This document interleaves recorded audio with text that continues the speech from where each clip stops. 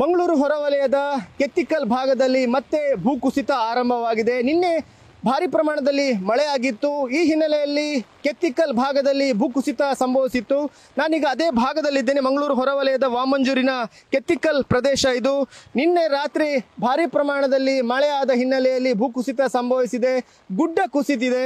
ಹಾಗೆಯೇ ಈ ಒಂದು ರಾಷ್ಟ್ರೀಯ ಹೆದ್ದಾರಿಯ ಮೇಲೆ ಬಿದ್ದಿರುವಂಥದ್ದು. ರಾಷ್ಟ್ರೀಯ ಹೆದ್ದಾರಿ 169 ಮಂಗಳೂರಿಂದ ಸೋಲಾಪುರ್ಗೆ ಕನೆಕ್ಷನ್ ಆಗಿರುವಂತಹ ಒಂದು ರಾಷ್ಟ್ರೀಯ ಹೆದ್ದಾರಿ ಇದು. ಸಾವಿರಾರು ವಾಹನಗಳು ಈ ರಸ್ತೆಯಲ್ಲಿ ಪ್ರತಿದಿನ ಓಡಾಡ್ತವೆ. ಮಂಗಳೂರಿನಿಂದ ಮೂಡುಬಿದ್ರೆ ಹೋಗುವಂತಹ ವಾಹನಗಳು ಕೂಡ ಇದೇ ರಸ್ತೆಯಲ್ಲಿ ಸಂಚಾರ ಮಾಡ್ತವೆ. ನಿನ್ನೆ ರಾತ್ರಿ ಏಕಾಏಕಿ ಈ ಗುಡ್ಡ ಕುಸಿತ ಆಗಿರುವಂಥದ್ದು. ಕಳೆದ ವರ್ಷ ಕೂಡ ಈ ಭಾಗದಲ್ಲಿ ಗುಡ್ಡ ಕುಸಿತ ಆಗಿತ್ತು. ಕ್ಯಾಬಿನ್ ವಾಲ್ಗಳನ್ನು ನಿರ್ಮಾಣ ಮಾಡಿ ಗುಡ್ಡ ಕುಸಿತ ತಡೆಯಲಿಕ್ಕೆ ಯತ್ನ ಮಾಡಲಾಗಿತ್ತು. ಆದರೆ ಅದು ಕೂಡ ಶಕ್ತವಾಗಿಲ್ಲ. ಯಾಕಂತ ಹೇಳಿದ್ರೆ ಈಗ ಮತ್ತೆ ಗುಡ್ಡ ಕುಸಿತ ಆಗಿರುವಂಥದ್ದು.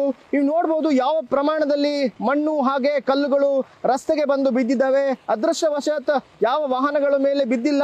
ಹಾಗೆಯೇ ನಿನ್ನೆ ಈ ರಸ್ತೆಯಲ್ಲಿ ಸಂಚರಿಸುವ ಒಂದು ಆಟೋ ರಿಕ್ಷಾ ಕೂದಳೆಳೆಯ ಅಂತರದಲ್ಲಿ ಪಾರಾಗಿದೆ ಅಂತ ಹೇಳ್ಬೋದು. ಅದರಲ್ಲಿದ್ದ ಚಾಲಕ ಕೂಡ ಕೂದಳೆಳೆಯ ಅಂತರದಲ್ಲಿ ಪಾರಾಗಿದ್ದಾರೆ. ಹಾಗೆ ಈ ಭಾಗದಲ್ಲಿ ಒಂದು ಮಗ್ಗುಲ ರಸ್ತೆಯನ್ನು ಮಾತ್ರ ಓಪನ್ ಮಾಡಿರುವಂಥದ್ದು, ಇನ್ನೊಂದು ಮಗ್ಗಲನ್ನು ಮುಚ್ಚಲಾಗಿದೆ. ಯಾಕಂದರೆ ಮತ್ತೆ ಭೂಕುಸಿತ ಆಗುವಂತಹ ಒಂದು ಆತಂಕ ಇದೆ. ಈ ಹಿನ್ನೆಲೆಯಲ್ಲಿ ರಸ್ತೆಯನ್ನು ಬಂದ್ ಮಾಡಲಾಗಿದೆ.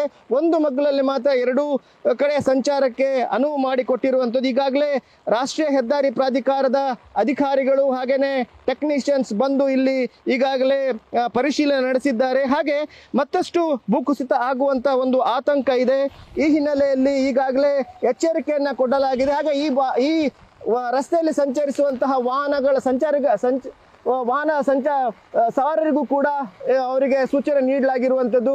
ಇಲ್ಲಿಂದ ಹೋಗಬೇಕಾದ್ರೆ ತುಂಬ ಜಾಗ್ರತೆಯಿಂದ ಹೋಗಬೇಕು. ಹಾಗೆಯೇ ಒಂದು ವೇಳೆ ಮಣ್ಣು ಕುಸಿತ ಆಗುವಂತಹ ಯಾವುದಾದ್ರೂ ಸಂದರ್ಭ ಇದ್ರೆ ವಾಹನಗಳನ್ನು ಬಿಟ್ಟು ಹೋಗಬೇಕು ಅನ್ನೋ ಒಂದು ಸೂಚನೆಯನ್ನು ಈಗಾಗಲೇ ನೀಡಿರುವಂಥದ್ದು. ಜಿಲ್ಲಾಡಳಿತ ಅಧಿಕಾರಿಗಳು ಬಂದು ಈ ಮೇಲಿರುವಂತಹ ಹಲವಾರು ಮನೆಗಳ ಕುಟುಂಬಗಳನ್ನು ಬೇರೆ ಕಡೆಗೆ ಶಿಫ್ಟ್ ಮಾಡಲಿಕ್ಕೆ ಈಗಾಗಲೇ ಕ್ರಮಗಳನ್ನು ಕೈಗೊಂಡಿದ್ದಾರೆ. ಕ್ಯಾಮರಾಮ್ಯಾನ್ ಪ್ರಶಾಂತ್ ಅವರೊಂದಿಗೆ Kiran news news first Mangaluru. News first ನಿರ್ಭೀತಿಯಿಂದ ನಿಮ್ಮ ಪರವಾಗಿ.